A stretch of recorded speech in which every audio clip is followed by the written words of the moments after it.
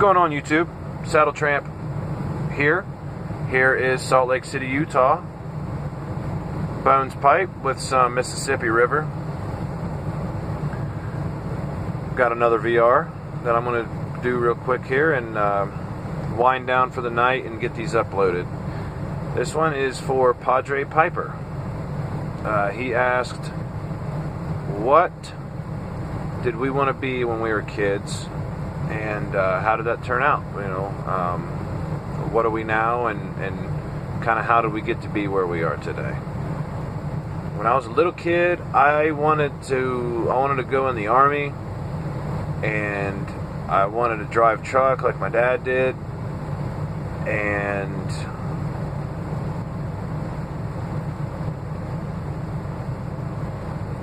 that's about it. I mean, that's all I really,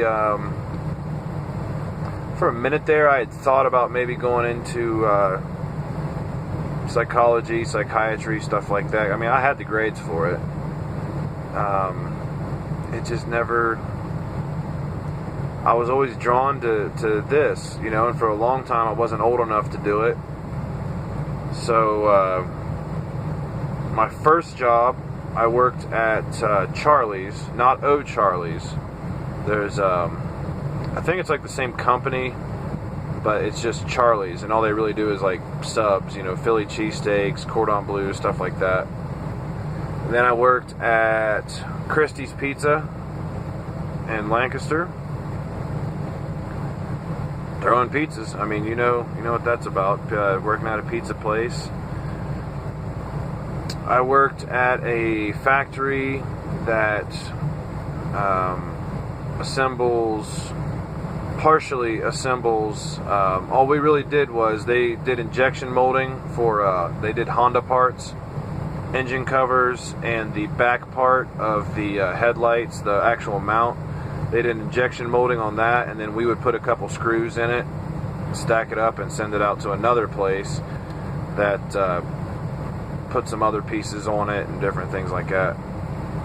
I worked at a school supply company where all summer long we pick orders and get them all together, and then we go over it with the boss, double check everything, and then we stack it and wrap it, and then at the end of the year we would deliver all of it, go out on delivery and take it out to these different schools that had ordered all this stuff. Excuse me, let me light.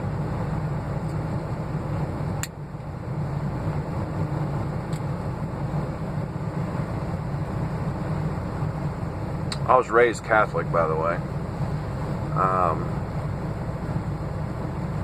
I mean, I haven't practiced in, I don't know, like 15 years, but, you know. Anyway, I worked in a box factory where we would, they would take boxes, and this place made the U.S., all the boxes that you guys send each other stuff, the flat rate boxes for the USPS, they made those. And we would just take the flat boxes and count up a stack of them, however many went, and put that in another box and ship that out. I worked at a battery recycling plant, and that was the hardest physical labor job I've ever had. Most of the batteries, we were between 75 and 150 pounds, and what we would do, they were forklift batteries, car batteries, airplane batteries, submarine batteries, tank batteries, forklifts, backhoes, all kinds of stuff. And the plates are made out of lead, and what we'd have to do is take a hatchet, and this is all, and we had full, I mean, we looked like we were doing chemical warfare.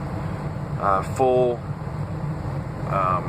acid-resistant aprons and helmets and like a hood, face mask. I mean, just chemical boots, everything. And there was acid on the floor in there because we would let it drain right out. There was a a wall all the way around the area, just a little curb-like thing that would keep the acid in, and we let it drain right out into the floor, and then that would go into a drain in the floor, and it would get processed, and they took it down to a certain level. I found this out a while later.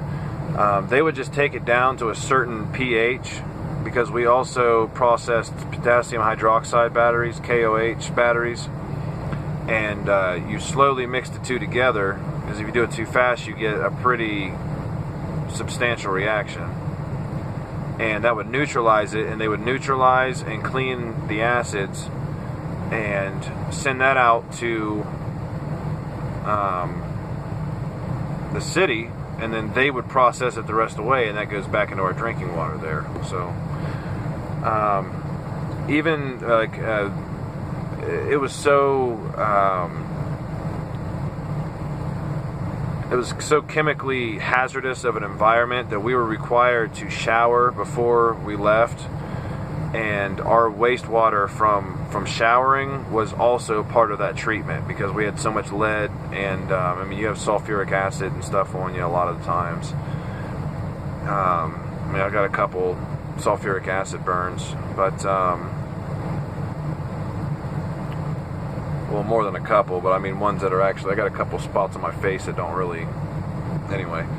But yeah, you chop the top of it with a hatchet all the way around, and then you send it down to the next guy, and you take a hawkbill knife, and you take that and put a slice in it, and then you pull it, and when you pull it, it would unseat it from the bottom of the container, and then you take it and you chuck it, kind of push forward like that, and the plates would all fall onto the rollers, and then you take the plastic and you just stack it, set it up behind you, and there's a guy that'll come and he'll take those plastics, stack them up in this bin, and spray them all out, and then that water gets processed, and then he sends them on a conveyor belt, and that gets ground up, and then that stuff gets treated and recycled, and then we would stack the lead plates onto pallets and send those off to places that would melt them down and turn them back into batteries, because I guess lead is one of the few metals that does not degrade as you reuse it. So old batteries, they get turned into new batteries. So there was that job.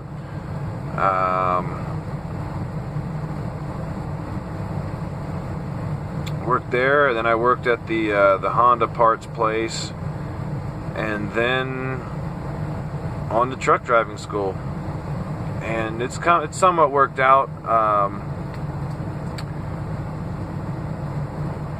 You know, I considered going into the Army, and I didn't end up going. So things pretty much turned out the way I wanted them to, because, you know, in the summers I used to go and truck with my dad,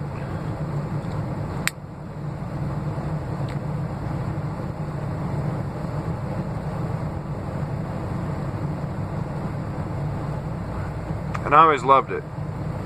You know, I feel right when I'm out here on the road. I love it. You know, I haven't worked a day since I started driving truck. I absolutely love what I do. I don't see myself ever doing anything else. You know, I mean, I was an honor student in school. You know, I did really well.